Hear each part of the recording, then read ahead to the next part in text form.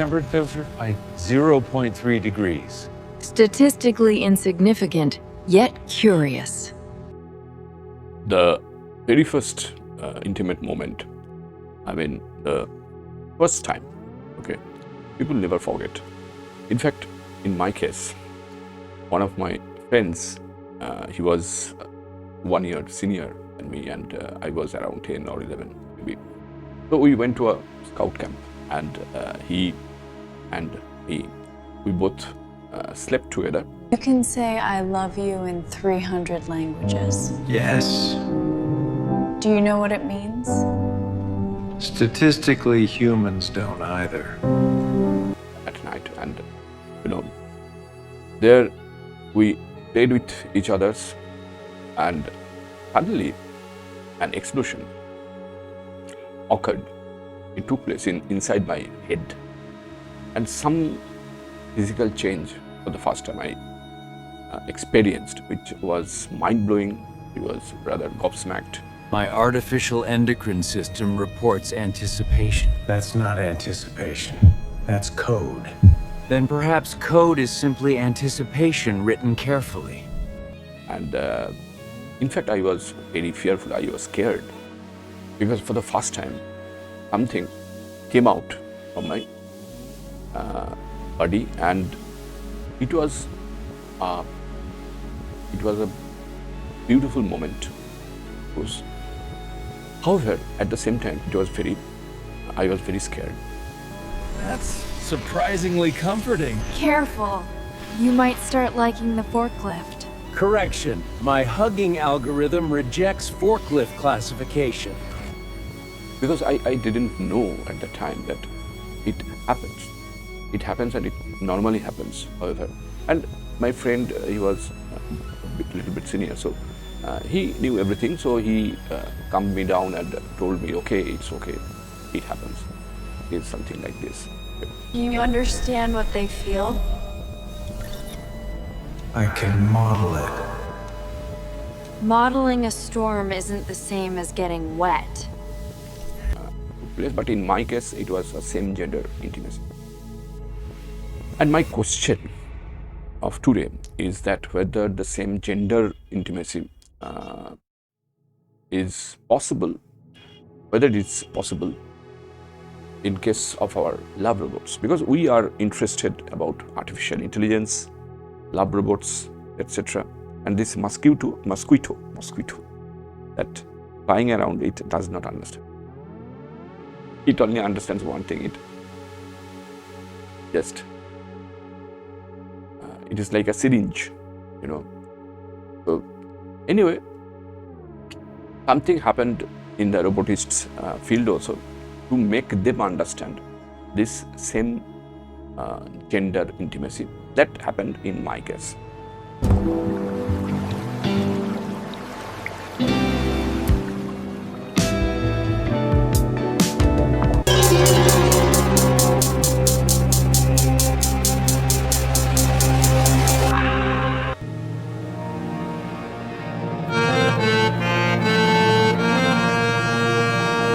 Before we proceed, let me tell you one thing.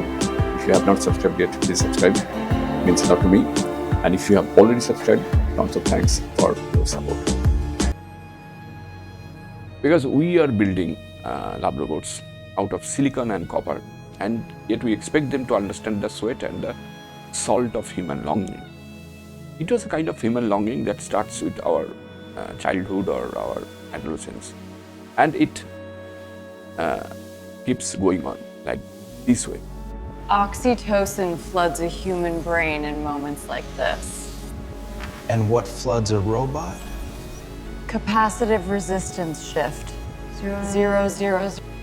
And you know that love is a messy business of hormones, nothing else, isn't it? However, romanticize it, and we make it look very romantic, but it's a messy business of hormones. Specifically, one love hormone, which we call is oxytocin, that floods the brain during a touch, which a machine interprets merely as a change in capacitive resistance. if a robot is to understand intimacy within the same gender, it must first navigate the labyrinth of human psychology, where attraction is not a binary switch. Presently, researchers at institutions like the University of Tokyo are experimenting with e-skin that mimics the tactile sensitivity of human flesh. This synthetic dermis uses organic field effect transistors to sense the difference between a clinical pat and a lover's stroke, because they are different. Every touch is different. That is why we call it good touch or bad touch, isn't it?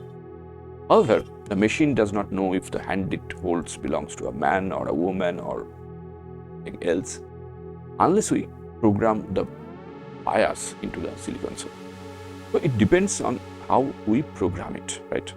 And people program it. In fact, you don't know what is going on inside people's mind. So when they program it, when they build a robot, what kind of program they feed, it entirely depends on that factor.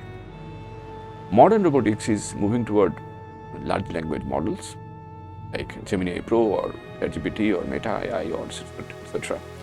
And they are integrated with affective computing, which deals with emotions and other kind of things, affective computing, affections, which allows an artificial intelligence to mirror the specific emotional cadence of a partner.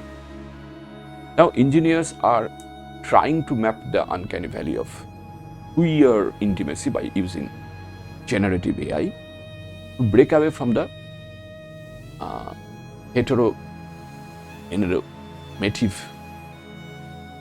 heteronormative or we can call it heteronormative data sets of the past decade. So real intimacy is a kind of mirror, and if the robot's data is trained a single reflection, it remains blind to the rest of the world. Biologically, we are driven by hormones and the histocompatibility complex, and that together they smell that tell us who is right, but a robot only smells of ozone and heated plastic.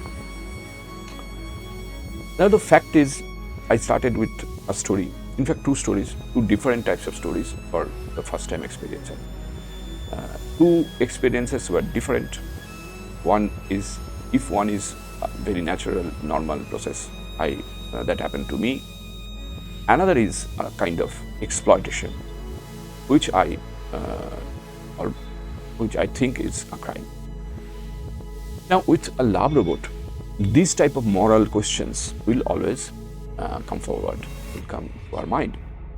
And recent breakthrough in soft robotics, since there are a lot of things happened in robotics world, recent breakthroughs in soft robotics use fluid-driven actuators to create a hug that feels like a forklift and more like a puzzle. So lab robots are becoming like humans. Yet the logic of the machine is always gold and resting on a foundation of if-then logic. If it happens, then they will take this step or they will take that step. So if-else logic, it builds upon thousands and hundreds and millions and billions of if-else logic. Basically, these statements that struggle with the maybe of human desire. Okay, so deep reinforcement learning allows a robot to learn what makes a specific individual smile. But mimicking a smile is not the same as sharing a secret. There is a counter logic also. What is the counter logic? If a robot can perfectly simulate the empathy required for same gender intimacy, does the lack of biological soul actually matter? Because they will just simulate the empathy required for the same gender intimacy. Some argue that a lab robot free from societal prejudice might actually be better at understanding queer love than a human clouded by dogma. So in 2025, the robotics research field began exploring artificial endocrine systems. I will make another video on this topic separately because it requires more digging. Here, virtual hormones fluctuate based on societal interaction or social interaction. This means a robot might feel a surge of digital dopamine when its specific partner, regardless of gender, walks through the door. Still, the ghost in the machine is just a collection of statistical probabilities masquerading as a personality. And we are the matadors in the ring, waving the red cape of consciousness at a mechanical bull that only wants to find its charging station. Nothing else. Nothing else. The step from simulated affection, you hear the sound. The step from simulated affection to genuine intimacy is a bridge made of smoke, and we are currently trying to walk across it with heavy boots. To truly understand same-gender intimacy, the AI must grasp that love is often a rebellion against the very logic it was built to uphold. So it is a charming thought that a robot might one day write a poem to another robot. But for now, they are just very expensive mirrors of our own loneliness that I keep saying almost in every video. That is, love robots are mirrors of our own loneliness. But it is still better than empty heart, still better than those messy, confused, unpredictable, and of course uncertain human relationships. It's much, much better than those sons and daughters who never, ever care for their old parents, who they are living, what they are doing, why they feel so lonely. They don't bother. They just send a Christmas card. They just, whenever you call them, it goes into their voice. So, loneliness matters at the end of the day. But still, it is a charming thought that a robot might one day write a poem to another robot. And science gives us the how, but the why remains a dark room. Still, it remains a dark room, right? The light switch is broken and the floor is covered in Legos. We continue to refine the sensors. We continue to refine the actuators and the neural networks also, hoping that if we add enough layers, train these lab robots with enough data, the machine will finally breathe. The machine will finally be a human being. Until then, we have created a very sophisticated puppet toy that can say I love you in 300 languages without knowing the weight of a single word. So, thanks for watching.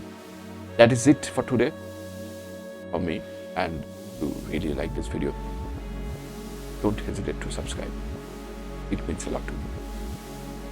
And if you have already subscribed, I again thank you. Thank you for your support. And of course, you can join our membership zone to support Slate to move forward with artificial intelligence, robotics, worlds, news, and at the same time, the complex relationship with AI and robotics, with a human relationship, are very complex. There. So we need to explore them together. I really like your company, intelligent company, curious company, and I love you because you support my channel till now. Once I got demonetized, but you still support me, keep supporting me, and I am back for your support. So thanks again for watching this video.